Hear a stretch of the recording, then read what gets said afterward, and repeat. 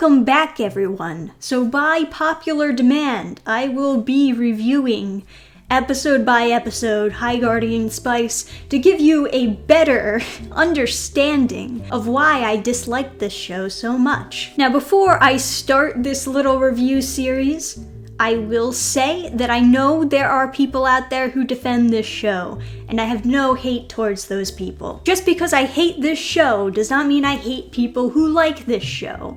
They're two different things. Lastly, I'll say I wasn't sure if I should script these videos. I don't very often script my videos. Sometimes it's better when I script it, but I don't like how my face looks when I'm reading a script while doing a video. So if you want me to do scripted reviews instead of this review that I'm gonna do now, which is just off the cuff, just let me know. Now, we first start off High Guardian Spice with the main characters Rosemary and Sage, basically just explaining what they're doing. Man, I can't believe that we got into an academy where we're gonna learn to be Guardians. It's gonna be so great. It's gonna be so wonderful. The audience is going to love this show. Yeah, I love how naturally that is weaved into the story right off the bat. They're not even in a village, which struck me as bizarre. They're just kind of in an empty field with some stone ruins of some kind, and their families are just waiting for them there. So I guess it's supposed to be kind of like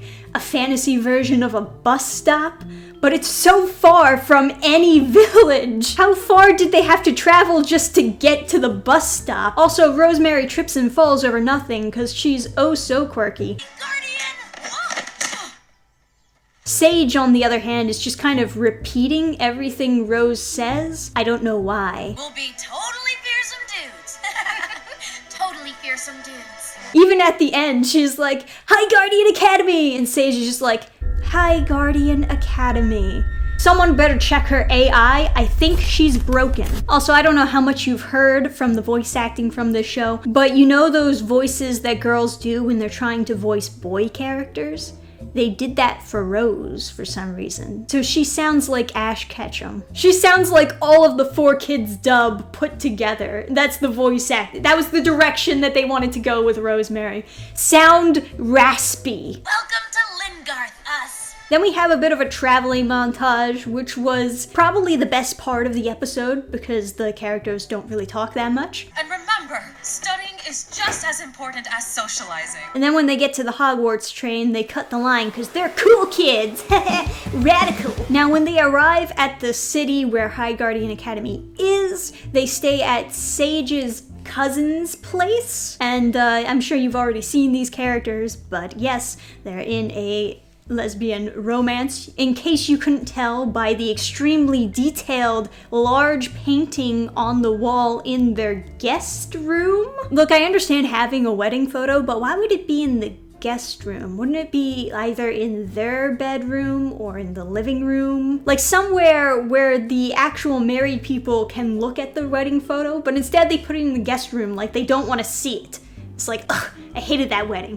Throw it in the guest room. Now, what they've got set up in this magical universe is that they rent out a flat that's kind of just one room, and then they use these little portals that I guess opens up more space in the room, or maybe, like, now that I think about it, like when they go into the portaled guest room, at first I thought maybe it's just like a room that only exists when you open up the portal to it, but there's a window that looks out on the city. So it has to be inside the building, because you can't look out on the city if the portal only exists in one space. Alright, I don't think I understand how the portals work. And you could argue maybe they're portals that lead to other levels in the building, but that can't be true either, because then why did they walk up all those stairs to get to their one room? Why wouldn't they just walk to the level with the bedroom in it? Why use the portals? But yeah, they have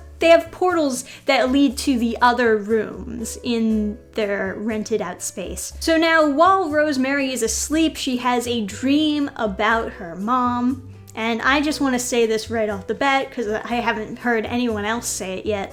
But her mom kind of looks like a dude. Doesn't she like look like Sephiroth or Sesshomaru or some kind of long-haired pretty boy in anime? She just feels manly. And it's revealed that Rosemary's mother left on a mission one day, never came back, and her mind has always been taunted by wondering what happened to her. Did she die?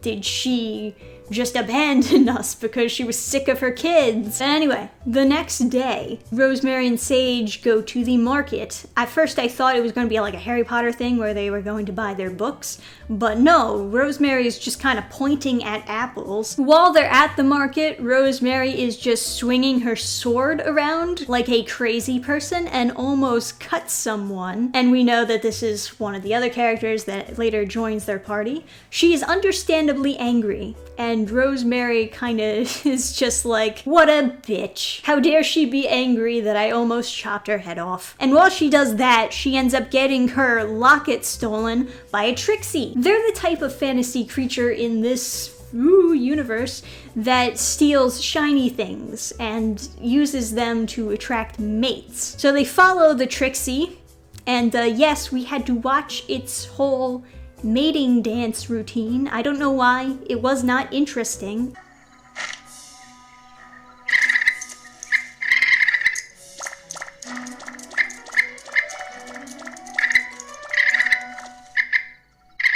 Now, Rosemary goes on this rant about her locket that has a picture of a cake in it. I realize that this character is supposed to like food, but in the first episode that just kind of goes over my head because, you know, the character hasn't really been that well established yet, so I don't know how obsessed with food she really is to have a locket with just a picture of a cake. It's really just the writers trying to deceive you and thinking that there's nothing really important in the locket, and I just didn't fall for it.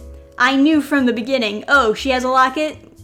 It's got a picture of her mom in there. But no, I'm supposed to be surprised when she unfolds the picture and it's a picture of her mom and she starts crying. Ah. While the magpies were doing their mating thing, they broke the locket, so they decide to go to a blacksmith to repair the tiny locket. So the dwarf blacksmith also goes to the academy. She's like, oh, I'll give you the locket when I'm done repairing it at school. Now, some of you might be wondering, we're this far into the episode and we haven't seen the High Guardian Academy, which is understandably quite bizarre since the entire story revolves around the academy. But don't worry, all the way at the end, they're entering the academy and then pilot's over. Well, are you sold on this series? I mean, really, if they wanted to make this a better pilot, shouldn't they have shown the academy first? Why did we get them talking to each other about how great this show is gonna be at the beginning in an empty field, saying goodbye to their parents? Why? And then going on a traveling montage. Why didn't we start at the academy and then like have some narrator introducing the academy, or maybe the dean introducing the academy? Why aren't the characters meeting at school? Why are they meeting before and then meeting again at school? It's just a bizarre way to open up the series because it seems like the academy isn't really that important, even though it's like the basis for the entire series. And you might think that maybe it's a decent introduction to magic. I don't know, someone out there probably thinks that, maybe. And a lot of this is really soft world building, which I'm actually a fan of soft world building, but this was too soft even for me. It doesn't seem like the rules that they even set are ever consistent. Every time magic is brought up, it feels super inconsistent. But we'll go over that, of course, as we get further into the series. So what did you think of my first episode review of High Guardian Spice? Did you enjoy? Would you like me to keep reviewing? Do you want me to do the reviews in a different style? Any thoughts you have, please leave them in the comments section below. Like the video so that you can support this channel. Thank you guys for watching. I'll see you next time. Till then, bye!